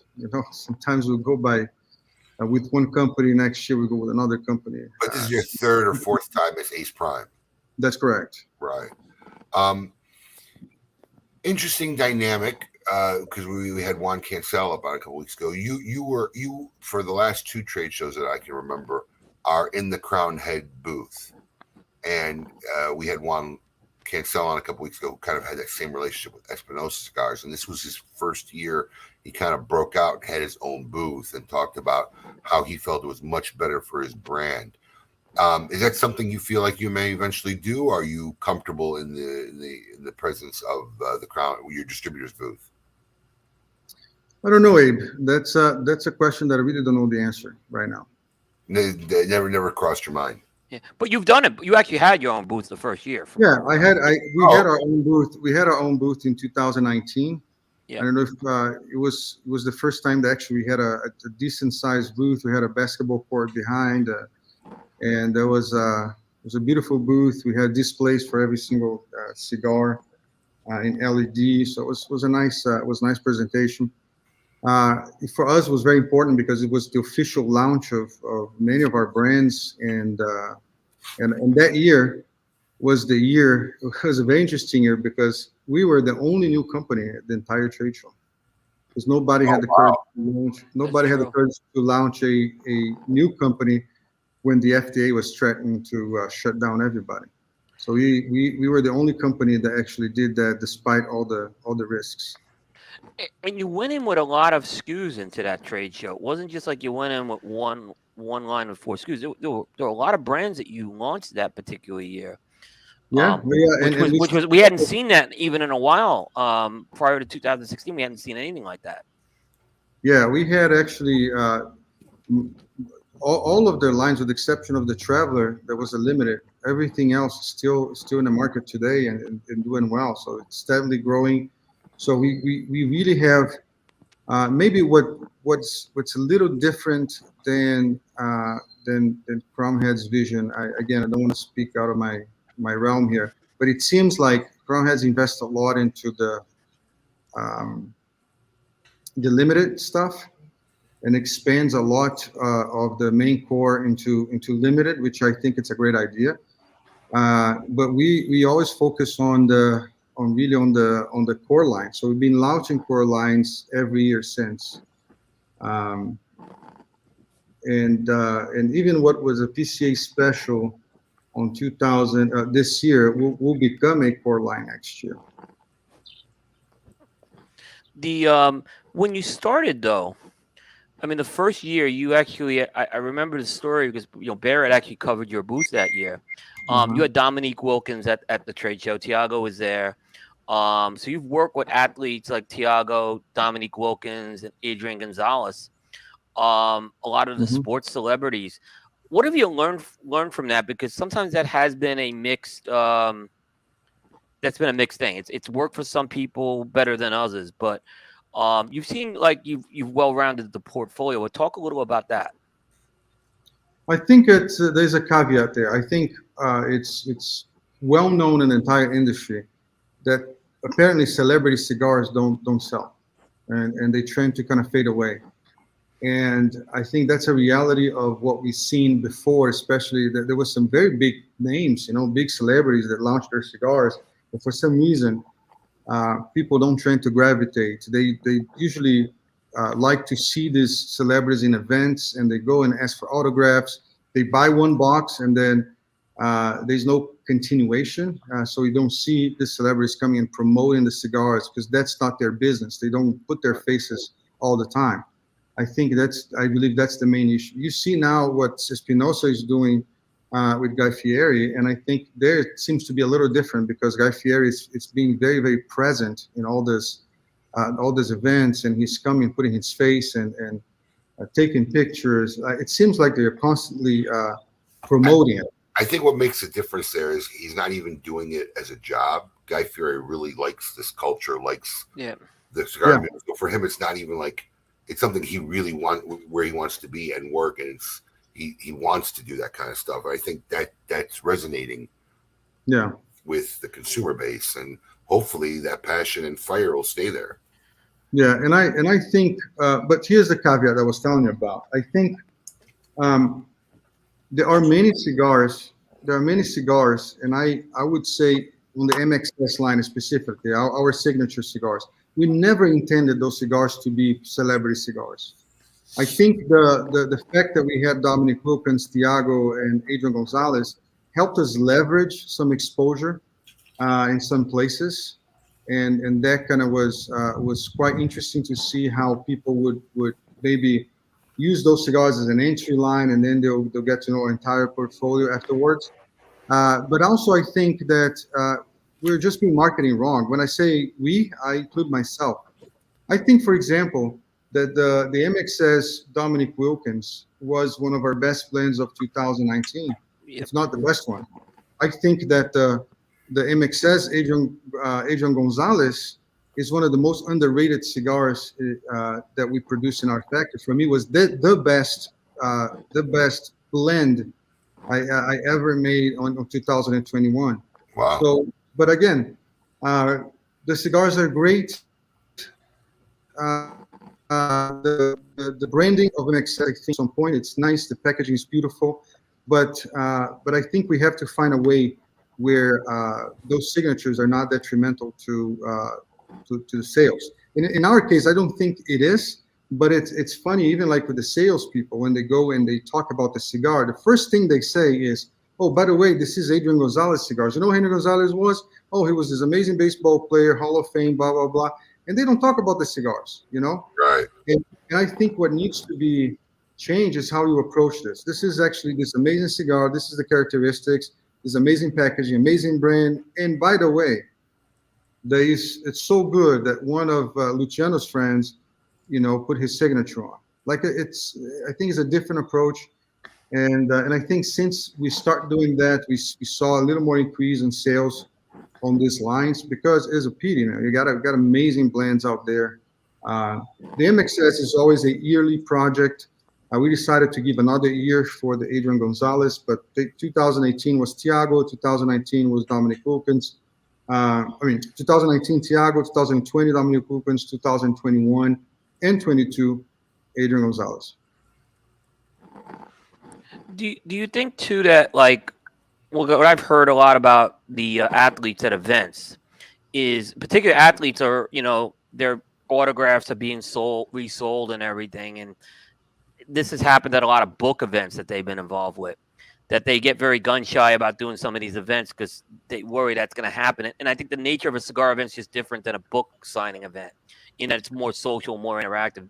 Did you find any of that was happening as some of these guys were doing the events? No, not really. I mean, every single event I did with Dominique was always amazing. Dominique was hard when Dominique was doing our event because he was very, very busy. He was the vice president of the Atlanta Hawks. He was doing CNN. He was doing Fox Sports. He was doing, that guy was everywhere. So it's hard to find space in his agenda, but that guy is a legit cigar smoker. Yeah, I met him at Corona once. Yes, all three of them. That guy used to smoke cigars when he was playing. Just like Michael Jordan, because they couldn't talk about it at that time. But right. he's a real cigar smoker, and I would say that different than the other two that we kind of developed the blends ourselves. Dominic was kind of pain in the ass, but we send like 5 different things, and he would start with like, "Oh, can you change the wrapper? Change to what?" He didn't even know what to say, but he said, "I didn't like this wrapper." So can you kind of create something a little more bold here or a little less of this? So Dominic has a very active participation in the blending as well, and it helped. I think we ended up pushing ourselves more, and we got this amazing outcome. We are seriously considering bringing back Dominic Wilkins brand, which was an exclusive It wasn't exclusive. I don't know if you guys on Cigar Aficionado, but it's the first time. It was the first time that the NBA associated their brand with a cigar company. So Ace Prime was sponsoring the All-Star, the NBA All-Star. We had our cigars at the Legends Lounge. There was 2 activations there as well, 2 parties. All the players came, all the old school guys, coaches. So it was an amazing event. And we decided to create this special edition of the Dominic Wilkins because Dominic received his 75th. He was part of the 75th class of the NBA. So we have the 75 guys representing 75 years, and Dominic was one of them. So we decided to launch this special edition. We did in collaboration with Lexus Cigar Club and also with Corona Cigars. At that time. But we want to make it mainstream and maybe bring it back because I'm in love with that blend. I think that blend is phenomenal. It was very good. It was a very good blend. I think of the 3, that was my favorite of the 3. Yeah, it was very good. Yep, it was. They were all excellent. You have the portfolio is structured, I think, in a few different ways. We haven't talked about the Pichardo cigars. Mm-hmm. So you have the Pichardo cigars, and you have some of the Luciano branded cigars. But the Pichardos, are they more Don Oradio's babies as far as those go, or are you involved with the blending of the Pichardo branded cigars? So we have an agreement, Pichardo and I. So nothing that I make by myself goes out of the factory until, this is my decision, not his decision, goes before both approve. So both has to like it. It cannot just be me, not just him. Right. On the Pichardo Reserva Familiar, which was the first one that came out, it was 100% Pichardo hands. I was busy with kind of putting together the distribution and the brands and stuff. So he actually worked really hard on these, and are his babies. I just tweaked some of the new sizes because I felt like they had to be adapted to the sizes. It was a drastic move on sizes. And on the classical line, I just blended the Arapiraca, the Maduro, the Pichardo Maduro, the box press one. But we work really well together. Pichardo's forte is agriculture. I think before Pichardo, we had maybe Arsenio Ramos. That was very good in fermentation, agriculture. Now we have Adele, who's really good at agriculture too. But I could maybe name 3 or 4 that have the same of knowledge and this kind of broadened vision, because he knows everything from developing the seed to the final process of fermentation. That's where Pichardo really shines. I think most of the amazing results we get with our cigars, I think, comes from his knowledge in how to grow and ferment tobacco. I've learned a lot from this man. I'm fascinated by fermentation. I'm involved with fermentation. We have 3 pre-industrias spread in Nicaragua. And this morning, that's the reason I woke up 5 a.m. to go there, because that pre-industria is my baby. We got our wrappers that came from Ecuador in a container a few days ago. And we are now just kind of build pilons and looking, doing all the classifications by size, by texture. And so I love that. But I think the Pichardo line, it's one of the most unique lines when it comes to after-roll fermentation with his Reserva Familiar. We actually had an Instagram live with this guy from Texas the other day, and I was there, and they asked me about it. I walked into the aging room so they could see what we do. So after the cigars are rolled, and we let them just kind of dry for a week, we put them in plastic bags. And this is Arsenio who invented as well. So we put in plastic bags, we close them. We're basically reducing the amount of oxygen that the leaves are interacting with, the cigars interacting with. By doing that, you are enabling some yeasts that don't require a lot of oxygen to start develop again. And that creates a very unique type of blending. It comes to a point that after 3 months, when you try to pull the cigar apart, they are so blended that they become one single mass.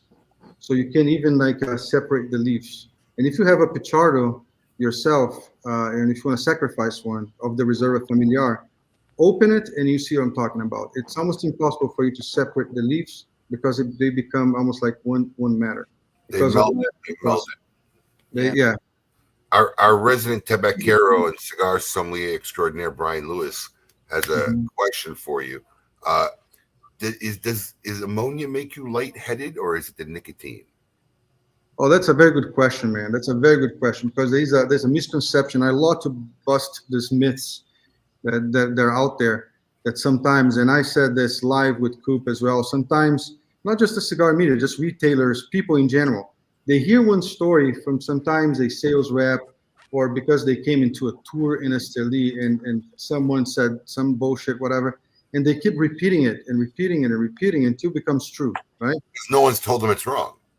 No one told them, and I think it's a manufacturer's fault. So I put myself as responsible for it as well. So here's the thing: the reaction of nicotine in your body, it's kind of very easy to identify. The first thing that you have when you have a nicotine buzz, let's call it nicotine buzz. First is focus. Second is relaxation. Third, you start having chills and headache, but usually doesn't affect your stomach. Doesn't affect your. It doesn't make you sick. Nausea. Doesn't give you nausea. You don't get nauseated. Yeah, exactly. So the nausea doesn't come from the nicotine. The nausea comes from the ammonia. In fact, and that's the myth buster right here. The more ammonia you have in a tobacco, the less nicotine is delivered to your blood system. So the more fermented the tobacco is, the more nicotine is delivered to you. So that's the balance. And another myth is, oh, this cigar has ammonia. All cigars have ammonia. Ammonia is necessary to keep the mild matter together. If you don't have ammonia, the cigar will just kind of unravel itself. Will be no consistency at all. But you got to reduce those levels of ammonia. You have to make sure that those levels are very low, so the cigar delivers flavor and nicotine. How do you, is it just resting them that reduces the level of ammonia? Is it just time? No, it's actually processing them. It's fermenting for the right time, and sometimes it's not even the right time. I'll tell you this: there's a lot of corners you can cut, and a lot of people cut corners. They speed up the process. They heat up the pilons to ferment faster. You get a bad quality tobacco, but you get rid of the ammonia too. So another myth then should be busted.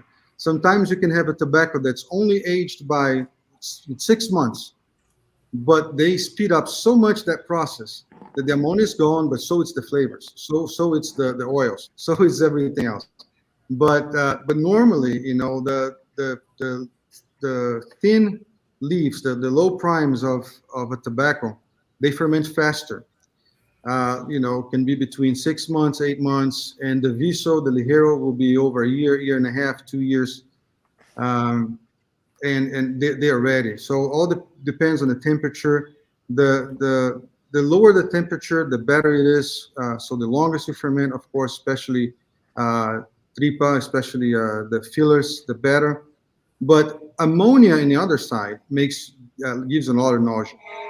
But the American market are accustomed to identify, they consider a strong cigar a cigar that's harsh, spicy, and the harshness usually comes from the under-fermented tobacco. You guys heard this people saying all the time. That's a true that's a true statement. So, and when you feel that harshness, you think this is a strong cigar, but actually that cigar is not delivering any nicotine to you, very little. What's making you? It's sick. It makes you you feel nausea. Yep. You want to vomit because it's so raw, so harsh, and it's easy to perceive spiciness. It's also easier to build ash. The more under-fermented, the longer the ash is. Just curious because I've heard this myself. Say it wasn't fermented enough, or there's still like an ammonia residual in the cigar. Does resting them work out any extra ammonia in time, or once it's done fermenting, it's set? So the ammonia comes from a reaction of the yeasts, the biomatter, and the oxygen. So it's the environment, the yeasts, and the biomatter, the leaf, right? So this reaction of these three elements is what releases the ammonia contained in a tobacco. So when you make the cigar is already rolled. It's inside the cellophane.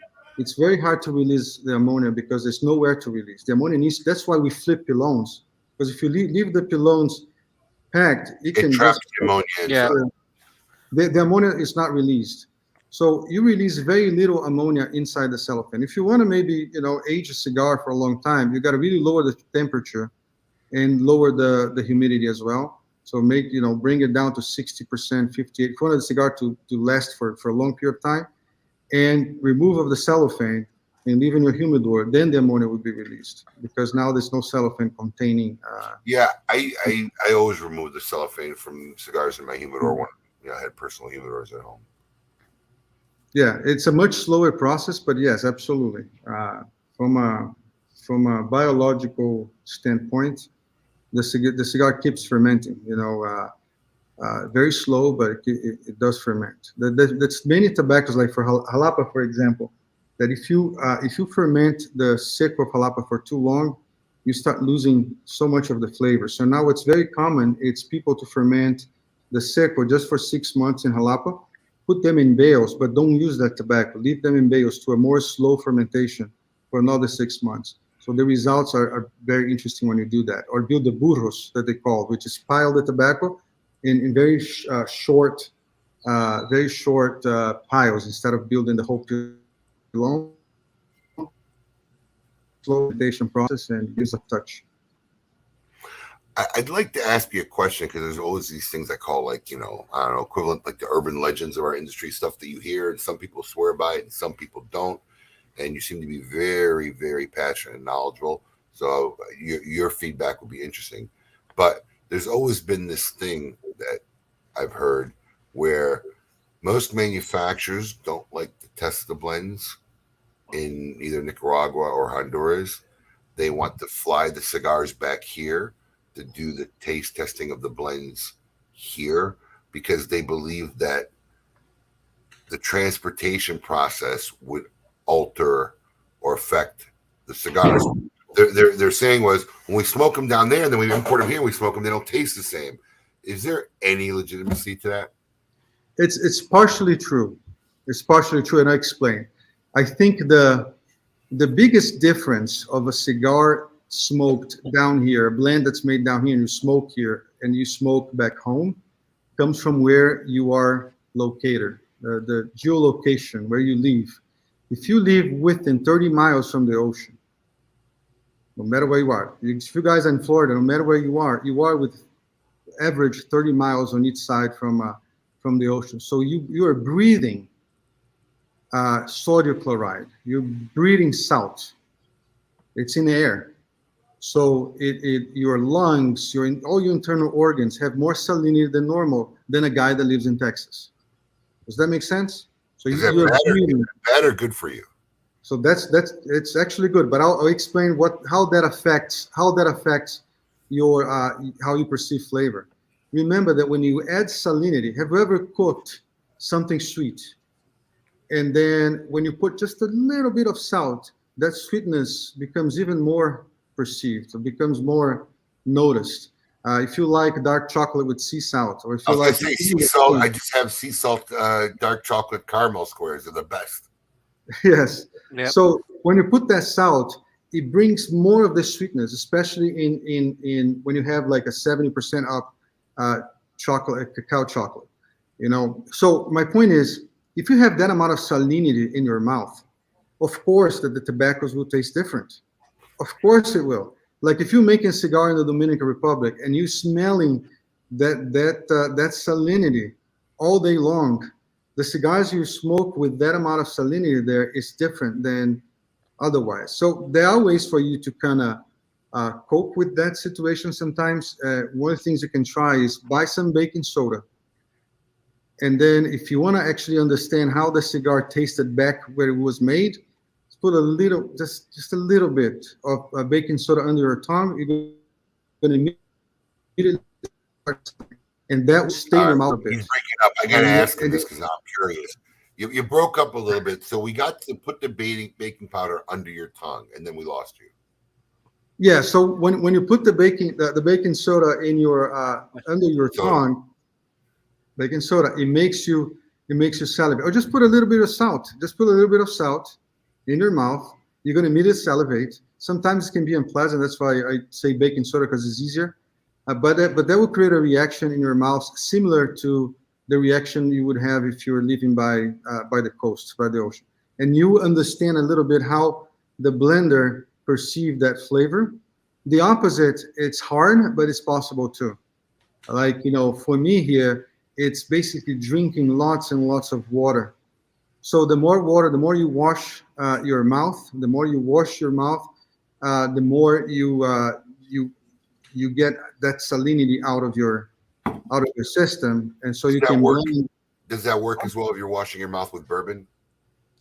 Not the same. So, to be fair, anything you drink, will wash out whatever was previously in your mouth. But water is more like a neutral element that will just kind of wash everything out. Is the universal solvent, right? So water, and sparkling water helps a lot too, because it removes any protein that is present in your mouth. Allison, I don't know who you're talking to, but I don't know anyone who thinks there's a Maduro seed leaf. No. Oh, sorry, can you please debunk the idea of there's a Maduro seed? I don't know who you're hanging around with, but I don't think anybody I hang out with. But I have a question. I never heard that before. Yeah. There's an age-old debate, and I feel like you're the perfect guy to put it to rest. Mm-hmm. Is plume real, or is it all mold? So, I think the way they talk about it is very binary. Like, it's either it's all yeast. It's all fungus. No matter what you want to. Mold is fungus. Yeast is fungus. Blue mold, the green mold, the white mold. This is all fungus. Is there good fungus? Of course there is. Of course there is plum. And I'll explain why every single biomatter that exists in this planet has a balance between yeast and bacteria. Everything. Your skin, your stomach, your organs, your mouth. Have you ever treated strep throat with antibiotics, and then you start having sometimes skin rash, your stomach hurts? It's because you're killing the good bacteria that keep that balance. Now the yeasts are taking over. There's always a conflict between yeast and bacteria in the plants, in the animals, in the skin, in everything that's present in this plant. Everywhere. So the tobacco, the wine, fermented products, you want the yeast to take over, and kill the bacteria, right? That's why wine kills 60-70% of all bacteria. Vinegar kills almost 100% of bacteria because the yeast took over, produced a very antibactericide, a bactericide product, and that is used as a something that can kill bacteria. And the opposite is true too. Sometimes you do it, you're treating like yeast infections, you're taking medicines for yeast, and then the bacteria take over. Now you start having a lot of strep throat, skin infections of bacteria, right? Why it's important to understand this? It's because in the leaf, there's also that fight. And we want the yeasts to take over. That's why tobacco is a very clean product, because it's a natural bactericide. If you remove the oils of, and before this was used by the indigenous people, they would, and the Native Americans, they would just grab the tobacco and use that tobacco to heal wounds. And I have an interesting story. I was one of the farms. My youngest daughter came, and she scratched her leg and cut it really deep. And we were like, I don't know, 100 kilometers, 50 miles from the hospital. So we got the tobacco leaves there in the hanging barn that would still have some of the oils. We squeezed, we put in her leg. When she got back to the hospital, the guys asked, how come, I can't see any inflammation? It's cut, it still needs to be, she will need stitches, but there's no inflammation. That's how we use the tobacco leaf. So because tobacco is bactericide, once the fermentation starts, you have a bactericide. So what happened with an old cigar? The old cigar, it's losing more and more of those yeasts, but the yeasts that are inside start going to the outside. And there is a very specific yeast, which is the ones that doesn't require much oxygen and water, which is that white one, creates that white powder. That helps to keep the cigar moisture, and it's not harm to us. The problem is the human eyes sometimes cannot identify a good mode from a bad one. That's when it becomes dangerous. A lot of people will get those cigars and they think they're all good. They'll put it in their mouth and they'll have infections. They'll have consequences of actually interacting with that. That's the only concern I have. But yes, if you're able to really identify what a plum is a mold, period. But it's a good mold. It's a good mold, which is actually doesn't harm us at all and keeps the cigar moisture, is a way to protect the wrapper of the cigar. So both assertions are true. You understand? So there's no this or that. That's why I said that there's this binary discussion of if it's a mold or it's a plum. The plum is a mold. So it's a type of mold that actually helps preserve the wrapper and keeps the cigar moisture as well, and doesn't harm human beings. But it's very, very hard to identify all types of mold that's in a cigar. Usually I don't recommend, because you don't know what you put in your mouth. Why play Russian roulette? Yeah. Super interesting stuff today. I mean, really super interesting stuff. Great second hour. It's that time of the show where we're going to see if there's anything else worth talking about in the cigar industry this week. It's time to see what is the scoop with Coop. Hey, yo, what's my theme music? The Scoop with Coop. Breaking industry news. Hear it first on KMA Talk Radio and cigar-coop.com.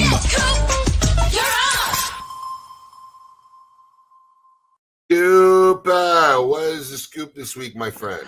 So 3 stories this week. We're still kind of coming out of PCA, but I got 3 stories. The first one is what I term the STG Cigar of the Week, because every week they've been announcing a cigar this year. This comes from the forged end of their portfolio out of La Gloria Cubana. And if you remember a couple months ago, we were talking about a punch cigar called the People's Champ, which was a kind of a crowdsourced input into the blend, the packaging, etc. They're kind of doing the same thing now with La Gloria Cubana. It's called the La Gloria Cubana Society. It's named after a social group of La Gloria Cubana. I've actually heard of this social group. It's been around for a while. And they kind of did the same thing as they did with the punches. They got the input on there in terms of blend, packaging, etc. And the cigar itself is a 6 1/4 by 54 box press Toro all Honduran tobacco. And it's going to be a 2,500 box run produced at the El Credito Cigar Factory, which is actually a galera inside of the General Cigar Factory. And folks should start to see that that cigar hit the stores around the August timeframe. Pricing's pretty reasonable, $8.99. All right. Second story Sorry, I was is on mute, Coop. That's okay. You hang in there. Okay, what else you got going on? The second story comes out of this is a story I'm pulling out of the PCA trade show. It's something I covered this week, and a lot of people did cover this at the trade show because there's an interesting story behind this, and it's coming from Christoph. So Christoph actually they had more new products than they normally do. They actually had 3 new products, but this one was kind of one they surprised everyone at the trade show. It's called the Christoph Guardrail, and there's a couple of interesting points I think with this cigar that are very interesting. First is the Guardrail gets its name because Glenn Case, I want to say about 2.5 years ago, and no one really knew this. Maybe a few people did. He was in a really bad motorcycle accident where he hit a guardrail, he said at 65 miles an hour. I guess this accident happened in Oklahoma. He was hospitalized. He went through a long rehab process, and they kept this really quiet. So he kind of came up with this cigar that, kind of, I guess, pays homage to it. The packaging has like a couple of guardian angels on it because he was saying, guardian angel was looking out for him. The blend is kind of, if you're a cigar geek, it's an interesting blend. And the highlight of it is they're using African tobacco in the filler, which is not a common thing. And in particular, the African tobacco is coming from Zimbabwe, from an area called the Burma Valley. So I have not seen a cigar use African tobacco. If there is, I'm not aware of many. And certainly Zimbabwe is not a African tobacco I've seen used before. So this cigar is supposed to hit the stores in October. I'm just kind of interested in this cigar overall. What it's going to be like. Like I said, interesting story. I think how they kept it. I don't know how many people knew that Glenn was in an accident. I certainly didn't. I didn't know. Yeah. And they kept it very quiet. Yeah. Went to the bathroom, didn't you? Me? Yeah. Oh, I couldn't leave him up all that time. Right, that's what I'm saying. You went to the bathroom. I did not. Really? You just left him on the screen all that time? I was scooping. He was scooping. Listen, I got a question for you about Christoph. I know Glenn. We've dealt with the brand. I travel the country. I mean, is that brand just mostly vibrant in the Midwest where he's at? Or, I mean, you don't see a lot of people talking about that brand. When I go to shops, I don't see it on the shelves when I travel. I mean, but he's making brands. He comes to the show. He's very active. How are you experiencing it? Do you see it when you go places around the country? The one place I see it is Midwest, definitely Northeast. He's got a presence in the New England area. I'd say is probably where I see it's the strongest. Jared Trudeau, who is his VP, comes from New England. Glenn comes from the Midwest. Those are the two areas I tend to see that cigar do very well. Yeah. I mean, I'm gonna be honest. It struggled in the Carolinas, that brand, and the cigars are very good cigars. I mean, so look, let's face it. Today, 90% of the people are really making good cigars. Whether it's your flavor preference is one thing, but it's not like back in '97 where just a lot of shit brands. After the boom, a lot of shit brands were hitting the shelves because anybody who had any kind of tobacco just started rolling them and throwing them out there. Which is another thing. Now, I don't know if I've been in a cave or what's going on, but was there just an exorbitant amount of new companies or new brands this year? Or these guys, I mean, maybe in the last year or two, I missed it. But I am in utter shock at how many brands I saw exhibiting at the PCA that I never heard of. Well, yeah. I mean, Luciano just said it. When he kind of came to the trade show his first year, he was the only new brand that particular year.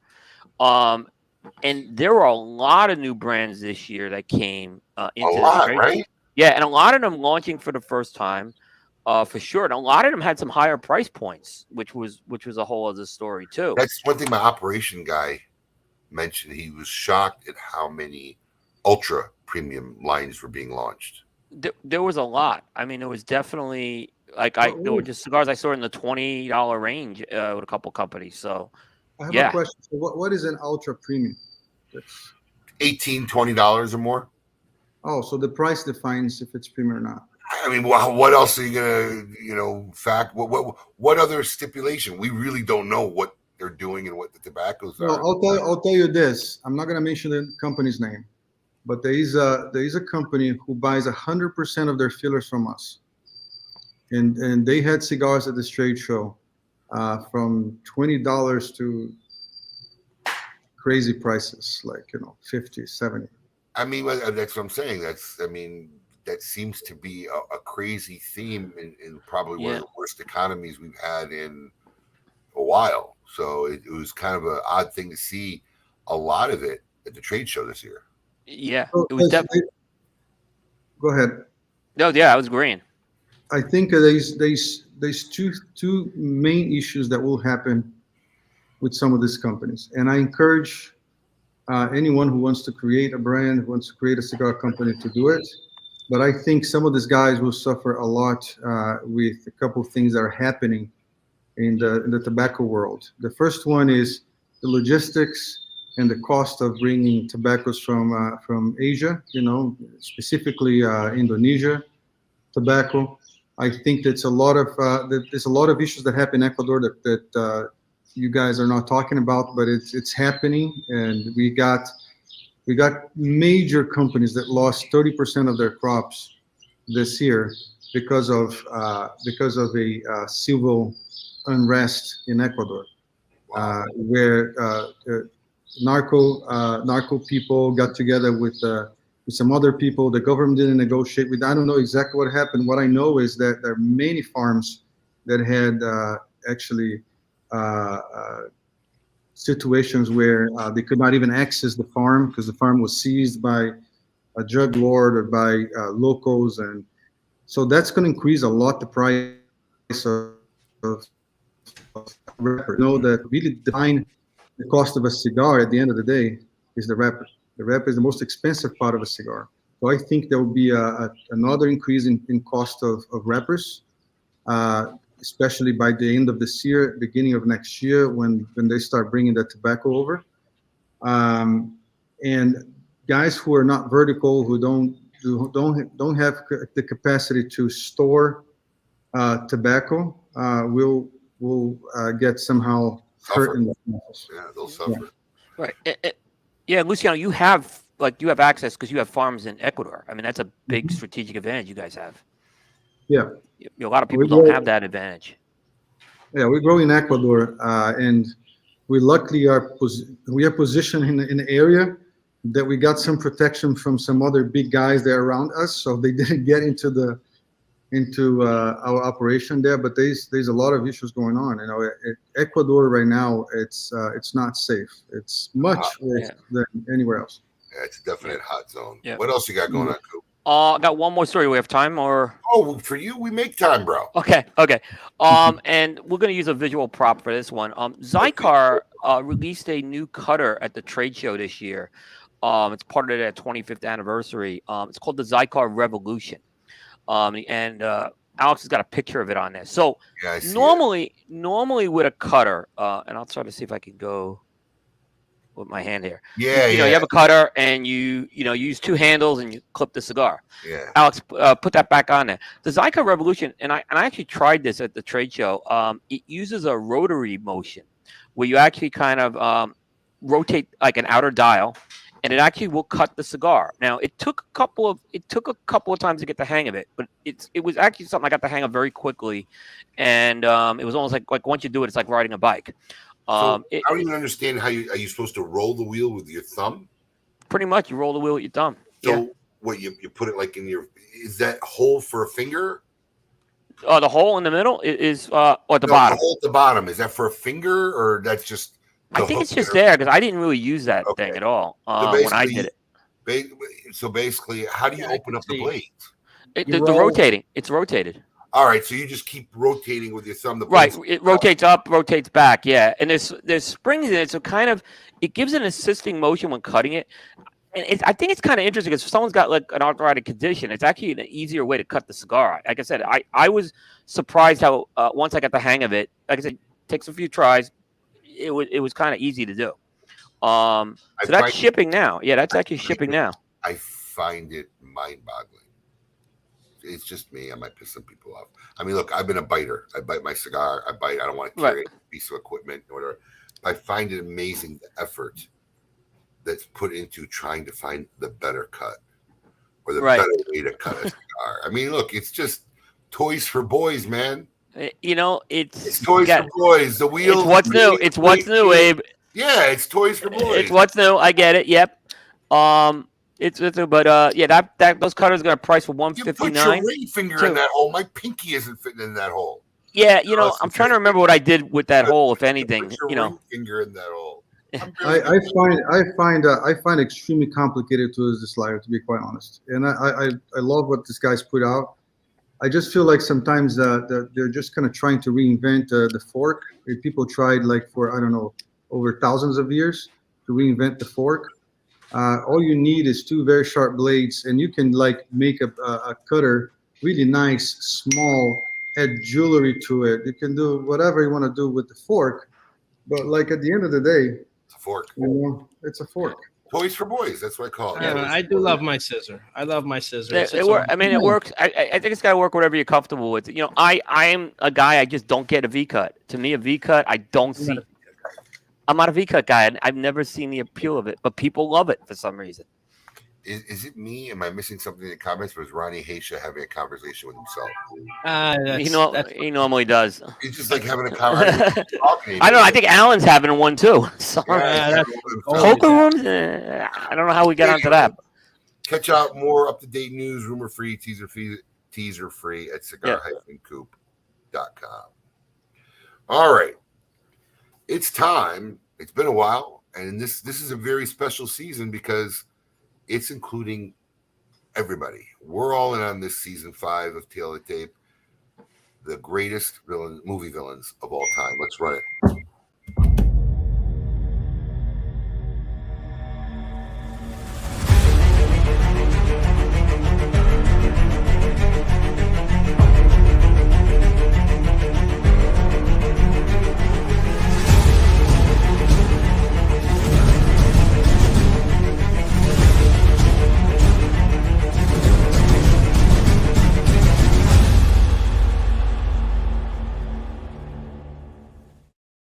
There's a fade out. Now, I just got to tell you something. Though. See, Alex works our graphic department. That was great. It just seems to me like he always finds himself the picture where he looks really cool and debonair, and then just finds the goofiest pictures for the rest of us. That was Carlo. See, I look like I'm on Sesame Street in that picture. All right, so listen, here we are, Tail of the Tape Season 5.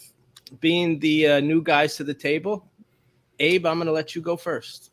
Top movies of all time. Number 10. So first, let me begin this by saying I had some self-rules I made for this contest. So, first, it couldn't be any cartoon, CGI villain. Though Freddy Krueger was an honorable nominee, there was no horror. I was looking for real pure villains here. And it had to be a narrative movie, right? It couldn't be a true story about a really evil dude, right? So that's kind of what encompassed mine. My pick for number 10, Darth Vader. Now, I think I'm going to get a little flack because it might be low on somebody's list, but listen, if you're talking about iconic cultural villains, he has to be in the top 3 because Darth Vader is the epitome of what being a villain is. But as you'll see through my picks, a lot of them have more complexity and really were defined by some incredible acting. So he's definitely top 10 worthy for me, but he made it at the bottom of my list. Okay, I don't think that's a bad pick. Not a bad pick. Some people not say bad pick at all. No. Well, I guess I will narrate Paul's pick. So Paul's number 10 pick of the top villains of all time is Hades from the animated Disney movie. How did we guess? And no surprise there from Paul. Does he have a Disney quota? Is there a quota on the list with Disney characters? I'm sure there is in Paul's mind. Oh my! So my pick, number 10, is probably a little bit of a sleeper, but I think we can all probably agree that Annie Wilkes from Misery is probably the craziest bitch of all time in movie history. Just a really great role by Kathy Bates in Misery. What do you got, Coop? So by the way, I also went with no cartoon characters either, or CGI. So I kind of held that rule. I talked to Paul this week and I said, look, are we going with a franchise character or are we going with an individual movie? And I think Alex, I mean, you were more on the lines for a movie. So I picked Ivan Drago from Rocky IV. And, if I was counting the Creed movie, I probably wouldn't have had it on the list, but Ivan Drago was hated. He was probably the best Rocky villain out there. And that he was just like at the right time too. At the right time. Yeah, exactly. Yeah, that's what made it, but I don't know if he was the best. I got to go with Clubber Lang, man. Clubber Lang was more comic. I mean, you had Thunderlips in that movie. Drago was a victim.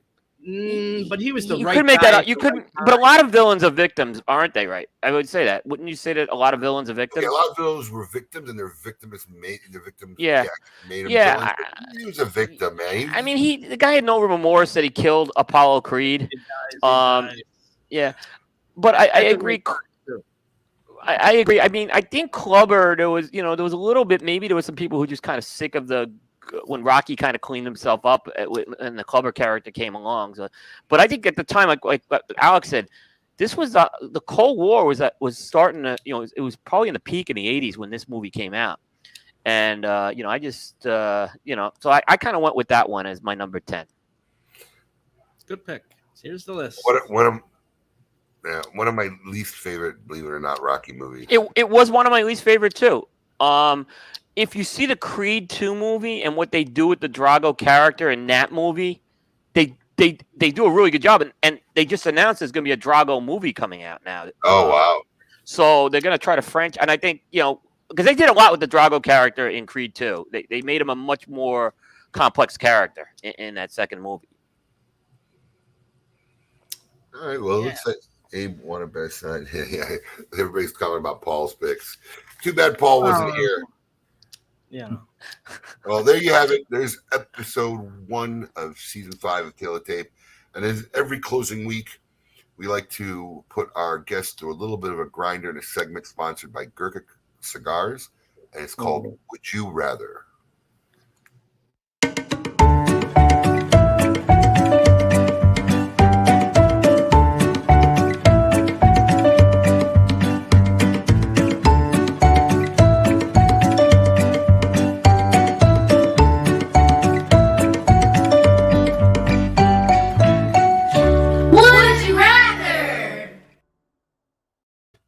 Here we go. I have 3 questions for you, Luciano. Who's going to give you 2 options. You have to tell us which one you would rather do. Okay.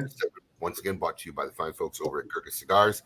It's funny because when I'm coming up with some of these questions, you have to be conscious of who you're asking because, like, sometimes they're balls. Like, this is one you couldn't ask Alex at all because the poor guy screwed either way. But, Luciano, would you rather be half your height or double your weight? Half my height. I don't think half your height is an option for you, Alex. I think you got to go double your weight. I don't know. Maybe I can make a career in the mid-wrestling ring. Luciano, you said half your height?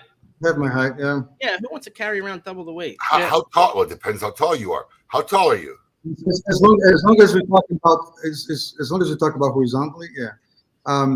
Yeah. I would say no. I am 6. 6 right there. That's 3 feet tall. It's roughly 3 feet tall, bro. All 6 right. feet tall. Yep. Question number 2. Would you rather know the date of your death or the cause of your death?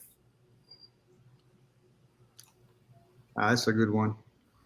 I would say probably the date of my death. That's a tough one. I'm not afraid of them. So I think living with knowing the date of your death, maybe good, maybe bad, I guess. Well, I would just love to kind of prepare. And then our final question for the week. Would you rather drink all the half-empty drinks or smoke all the cigar butts the day after a PCA party?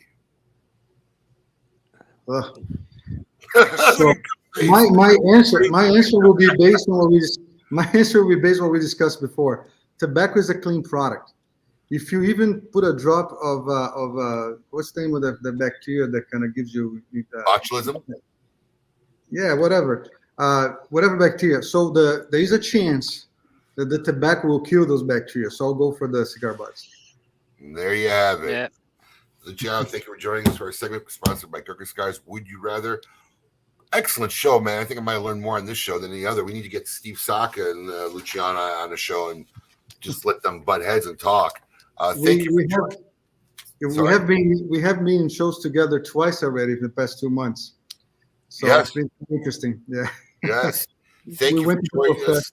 Thank you for joining us on the Saturday morning. I know you're down in Nicaragua. Coop, as always, thank you for singing for the man. Always making the show just a little bit better than when Paul's Thank you. there. Alex, well done today. We hope everybody had fun. We hope we entertained you, made you laugh, and I definitely think this Saturday you learned a couple of new things. Next week, very interesting guest. We're going to have Matt Booth from the new Room 101 Cigars. So it's going to be very interesting. Matt Booth, always for a lively show. Don't have a great weekend, everybody. Until next week, keep it lit.